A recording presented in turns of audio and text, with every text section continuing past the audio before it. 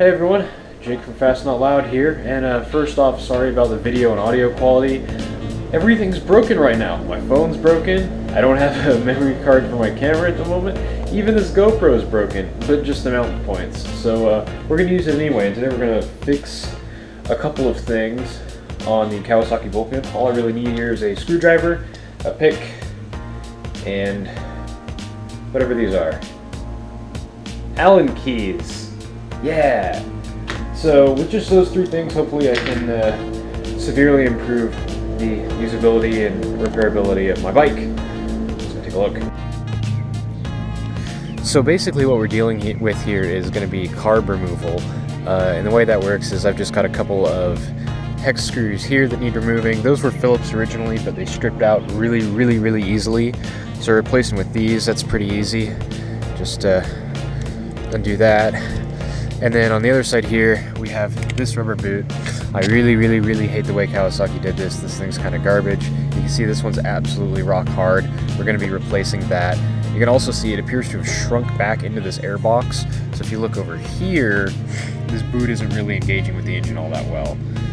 So the idea here is to move the whole carb forward so that everything engages right and replace these boots with some new ones that I bought. And these just have this weird little spring thing. Just take a pick. And that slides back, and then that's pretty much loose there. And then I'll just undo all these, and I'm gonna take these hose clamps off all the way so that the rubber can flex. And then also this is the this vacuum line goes up to an exhaust air injection system here in the valve covers that actually pulls air from this hose in the air box and sticks it right in the exhaust to burn off any unburned fuel. Some emissions stuff, I don't know. Other side, pretty much the same deal. This has a cap here that used to go to the vacuum petcock, but it's not vacuum anymore. And I'm not sure if I'll have to remove the tank for this or not.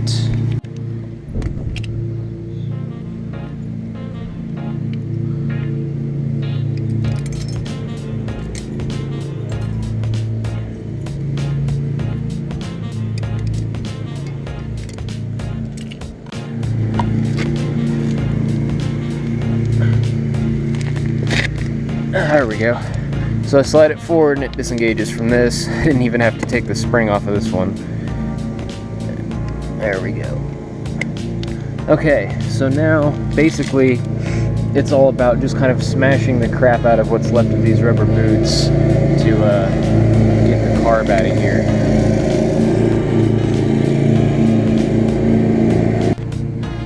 So every video involving carb removal on these bikes always just kind of skips over how you actually do it. What I did was pushed the carb all the way forward into the boots so this disengaged, and then tilted it down and shoved it back, kind of pushing this back into the airbox a little bit, but allowing it to disengage from here. And then from here on you just apply a lot. It feels like you're breaking stuff. You apply a lot of downward pressure, and then you just kind of push it, and it'll come out that way because that's where the throttle cables are. So from here, it's just going to be a whole lot of prying and a whole lot of pushing like that. And this side's pretty much free, and you kind of got to get these around the engine block. Cool. I honestly didn't think I could do that with the tank installed. Why do they have to be mowing right now? Okay, so I'm going to remove this boot, and basically what's going on here is there's this metal clip in here. It's just kind of a metal band, and it's pushing outward to hold that in, and then to actually remove it, just kind of muscle it out of the airbox. Oh, this one's a lot stiffer than the other. There we go. Okay, so that's out. Cool.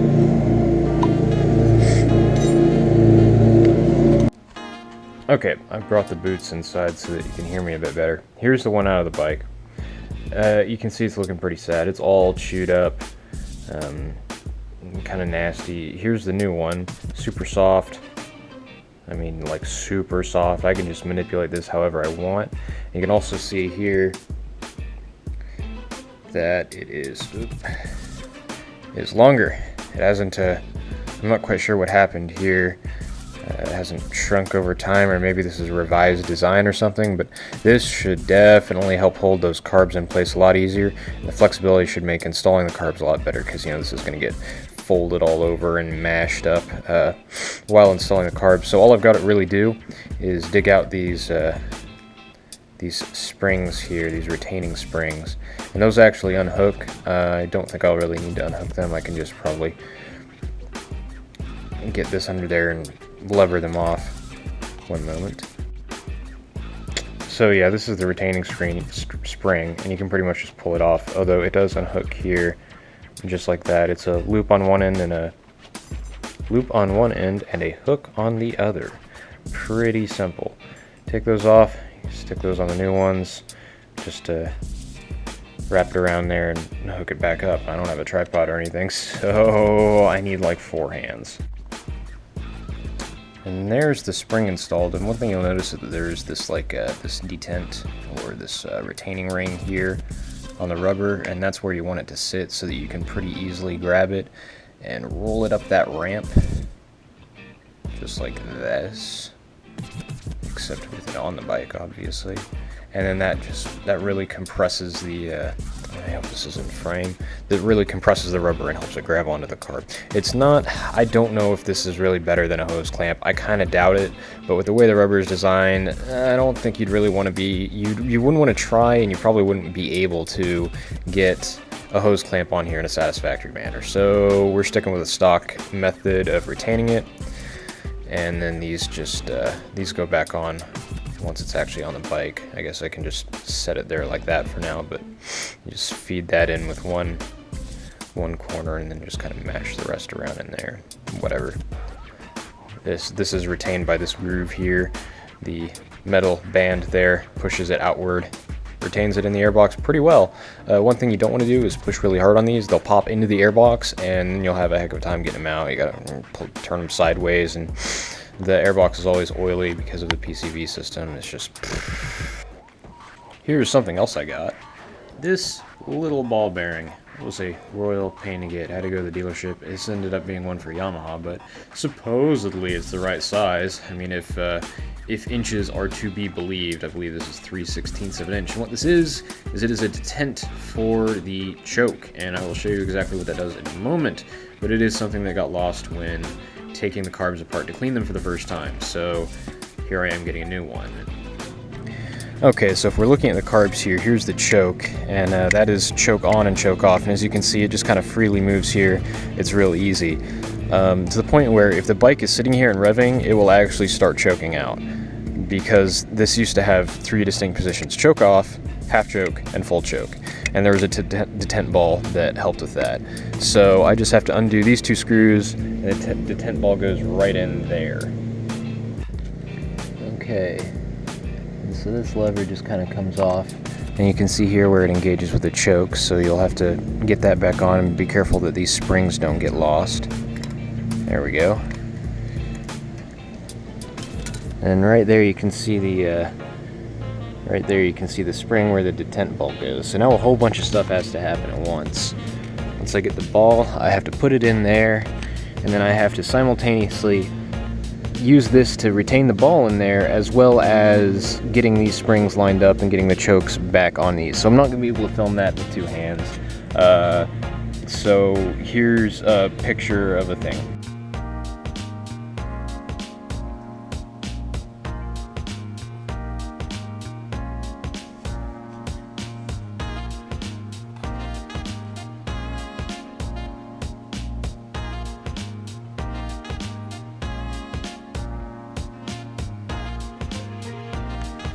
Well, someone can just go ahead and find me a dunce cap. I was putting the detent ball in, and I dropped it, and now it's gone. And I don't have any way to get the parts store, and they're not open anyways right now, so I guess it's just not meant to be. Carb's going back together without the detent ball. Whatever. I've been doing it that way for a while now. A lot of people take the ball out so they can have more fine control of the choke anyway. I just kind of wanted it to be factory. Gonna go out and put these boots in, slap the carbs back in, go for a ride. I'm gonna do my best imitation of a Haynes manual right now. Installation is reversive removal. There's cat hair all over this. Anyway, God, this is so bright.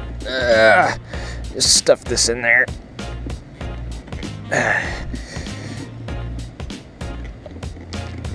Wow, that is a way tighter fit.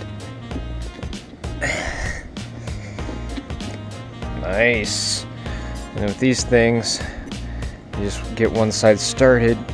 Pretty self-explanatory. It just kind of squishes on up in there.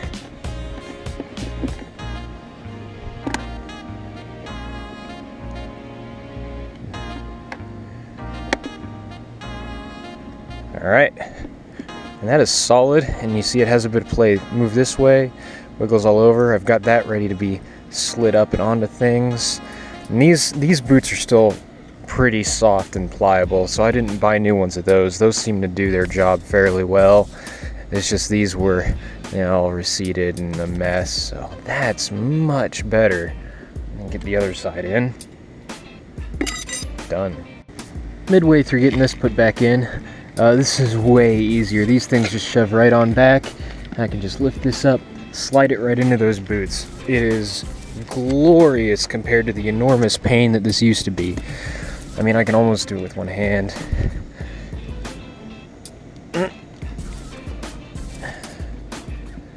Almost.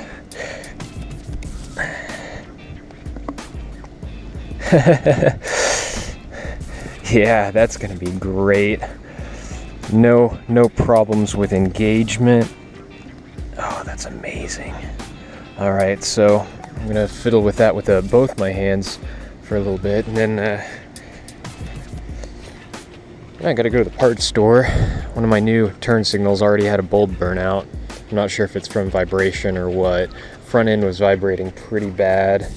I think I might need this wheel balanced. I get a little bit of a harmonic at 55, and again it much faster. So we'll see. And there we go. Oh, it's so nice. So OEM. Now I just need to, I'll probably need both hands for this, but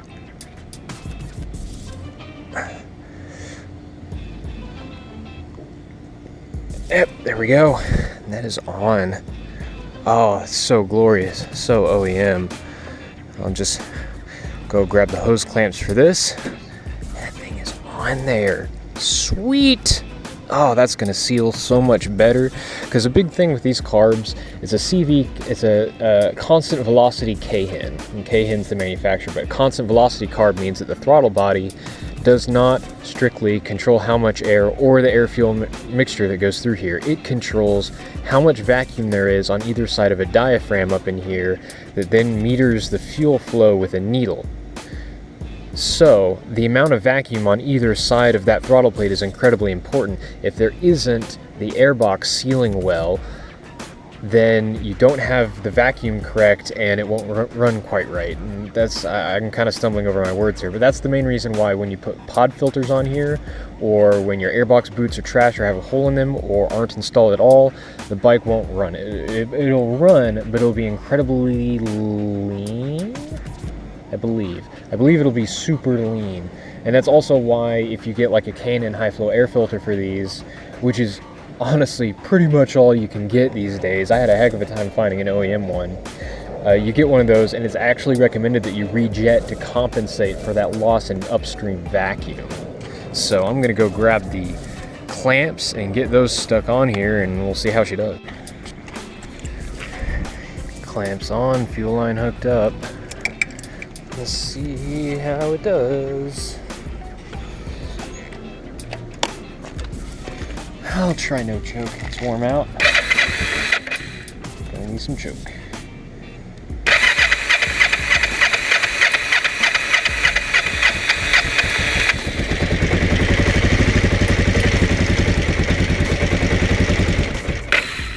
Need some more choke.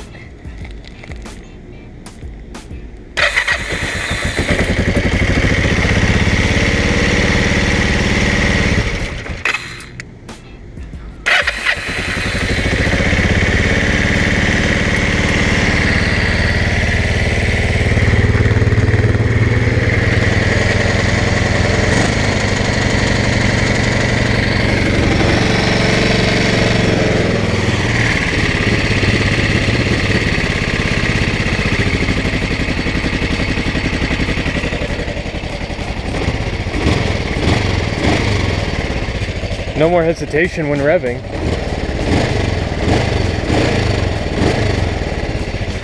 That's pretty good for a cold start. Cool. Now off to see about this thing. Alright, well, I did a bit of riding on the bike. It is a lot better now, especially since I found out the right side spark plug, yes. The right side plug was not even finger tight. It was just barely in there. It was in all the way, just not tightened down at all. You could just reach in there with your fingers and just out it came. So that's not great. I'm really glad that it didn't pull the threads out of the head or damage them in any way. And the gap on the plug was way off as well. So I got a new plug stuck in there, same as the other side. They're both the plugs out of my old engine that I had, which were just a newer NGK OEM resistorless, I believe. Doesn't matter. Either way, it's got plugs now. Way bulkier mid-range after doing the plugs and the carb boots. Way more mids, way snappier throttle response. Seems to idle a bit better. I got my exhaust crossover tightened down a bit. Hopefully later this week I will be getting in a few little aesthetic bits and bobs in, and I might make a video out of that as well, so keep an eye out for that stuff. Until then, I will see you later.